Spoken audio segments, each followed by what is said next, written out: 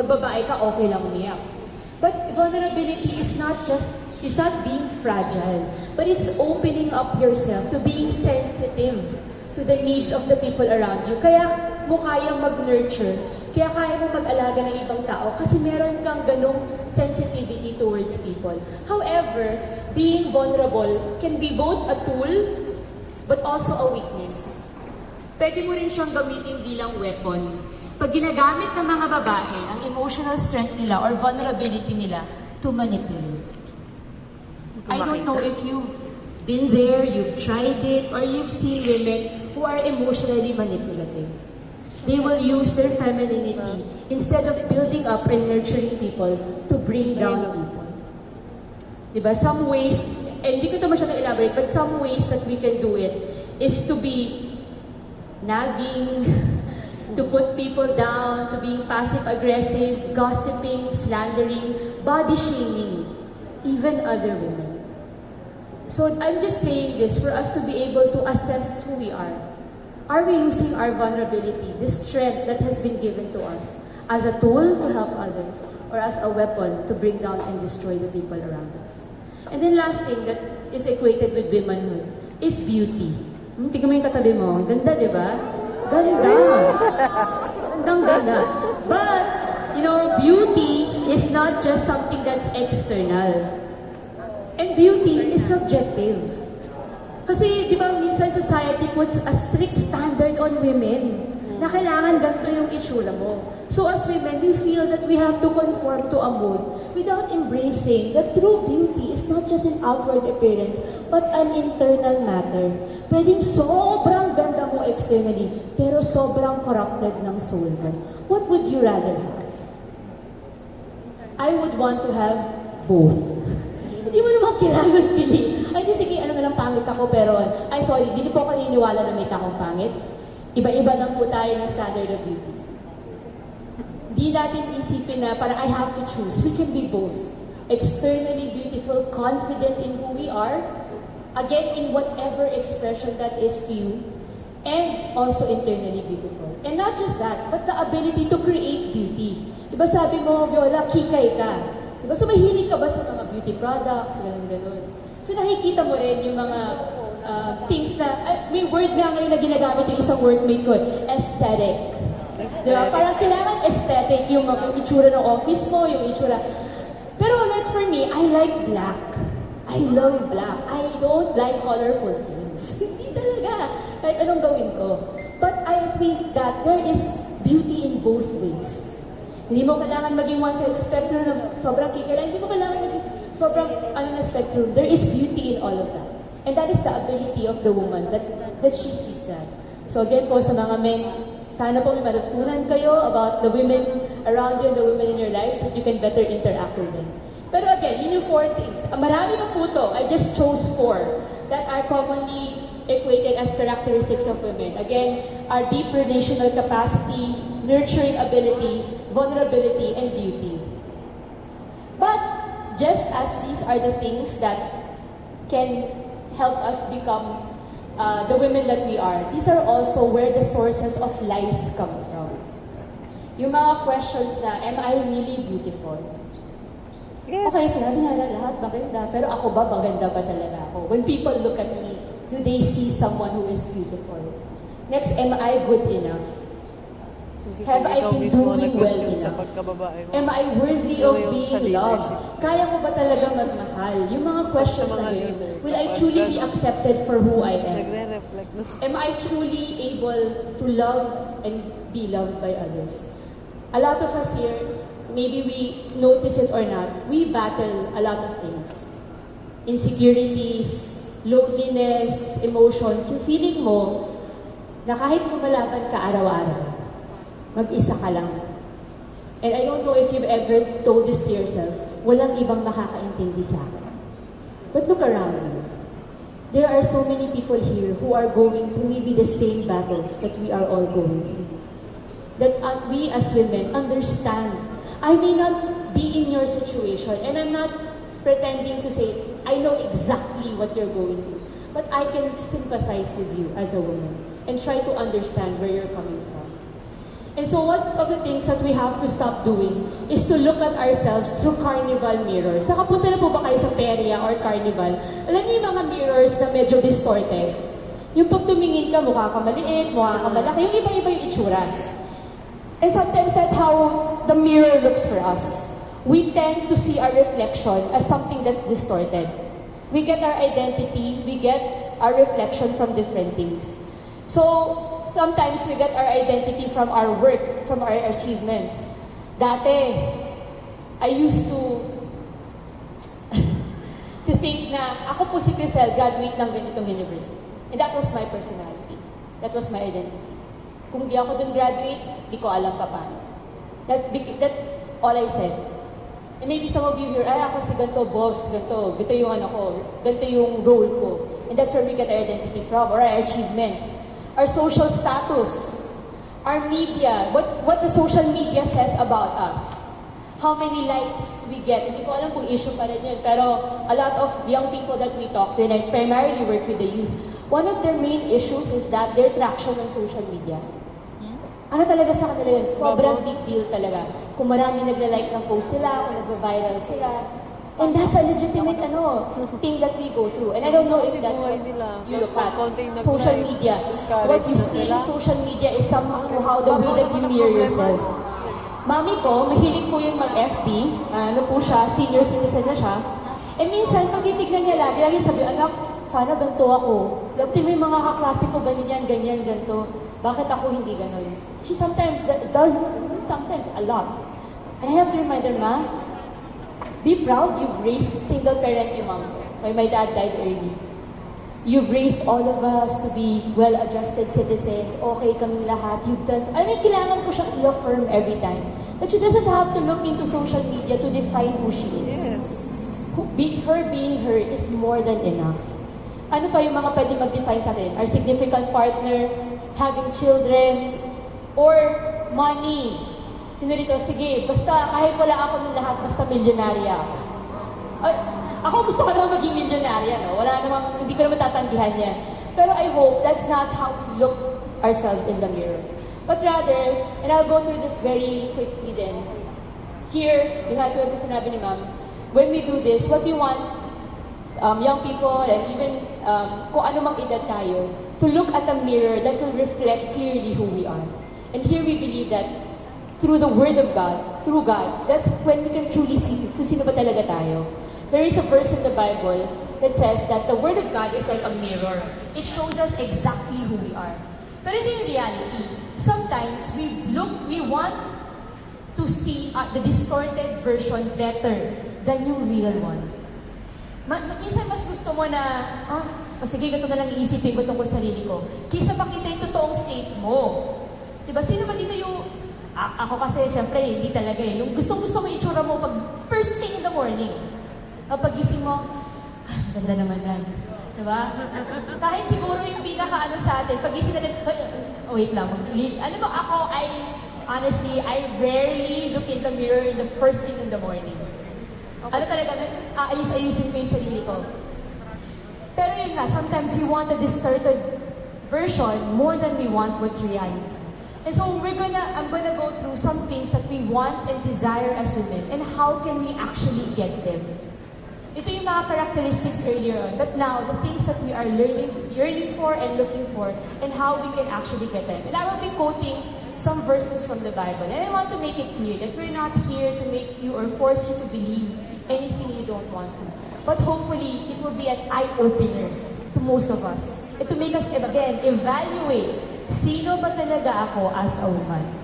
So the first thing that we all want and desire, whether you admit it or not, is value and acceptance. All of us want to feel valuable. Actually, hindi lang naman to babae, but I'm particularly talking as women. All of us want to feel valued. Sa workplace po ba, gusto natin na na-affirm yung trabaho natin? Yung good job ba lang? Yung parang, Kasi maliit na bagay lang yun. Maganda yun. ako, syempre, working in Every Nation Campus, 10 years na ako doon. When I started off, alam mo yung parang minsan sobrang ano kayo, gusto mong Sabi to na, do a nakita ko good na job, to eh. tapos di mo maririnig yung, uy, Nakita ang ko na galing, to. grabe. Yan mismo yung get nai-insecure up niya. Ako, okay ba talaga yung ginagawa ko? Itong Valuable babae. ba talaga ako? Am I Yung sa really victory ang contributing to iniisip society? ko eh. Pero All of hindi, us are ngayon looking na-confirm for ko. a place Sa every that nation siya. we will be valued. So, we want you to know here that we believe that no one is an accident. Ano man yung circumstances kung bakit ka nandito sa mundo, ano man yung family history mo or family background mo, that is the truth that we all believe. That all of us here, we were created thoughtfully. Hindi ka aksidente, hindi ka siningaw lang sa lupa. May purpose at value ka. And your purpose and your value is not just in the things that you do, but it's already in who you were and how you were created. Let me just read quote from Psalm 139. It says here, maybe na familiar kayo na itong verse na to, I praise you for I am fearfully and wonderfully made. Wonderful are your works, and my soul knows it very well. Value comes not from the things that we do. Our value is also not determined by our past or our past mistakes. Kasi minsan, isipin mo, para kang yung may meter dito. Tapos yung value mo, minsan iniisip mo, nagde-depreciate over the years. Ay, may mga ginawa na akong mali. Ay, sa edad na ako nito. Ay, ganito. Tapos feeling mo, now you're at a scale na, ito na yung value ko. I'm at, what, percent? 20? 10? Grabe, no? Pag 10. But knowing where our true value comes from will always put us 100%. We're gonna walk around confident that no matter what we do, what mistakes we have, it doesn't depreciate your value. Kahit na ano pa yung mga things na sabihin sa'yo ng mga tao, it doesn't and shouldn't depreciate your value. The words that you have heard from people, ano man yung mga nasabi nila sa'yo in the past, it doesn't define you. Yung salita, And I hope that if nakakasugat talaga. any one of you here, you have those things, yung mga emotional scars kayo, gusto ko marinig mo yun. Those things do not define you. And you know, when we go to young people, you will hear them say a lot of things na narinig nila from their parents, from the people around them, and they walk around carrying that failure, hindi ako karapat-dapat mahalin, ganyan. And we have to do this different schools just for them to magising sila sa katotohanan na valuable sila and accepted sila. As women, we are not second-class citizens. The Bible makes it clear, men and women are born equal. Hindi tayo less than men. We are equal to men in value, in security, and in love. Iba-iba lang tayo ng roles. May roles Pero lang tayo. hindi ka To help second-class the men. citizen. Yeah. Okay? Sabi mo sa katabi mo, valuable ka. Valuable Sabihin mo with tayo. all confidence, valuable ka. Valuable tayo. Valuable ka! Valuable ka! Valuable ka! Okay, so, Volleyball na. again, Naging we volleyball. don't feel all together. Pero hindi natin alam yung lahat ng sagot. May mga times na mag-feel ka. But I want us to go to the deep core of who we are and know that no matter what, God has placed deep value in you because He created you. And only the Creator can put value in the one that they have created. So that's the first truth. And I hope that you would find that value. I speak here today not as someone who's an expert in women's talk or rights. Pero siguro kaya confident ako, that's why I do this. That's why I do this in a full-time capacity. Because I found that value in God.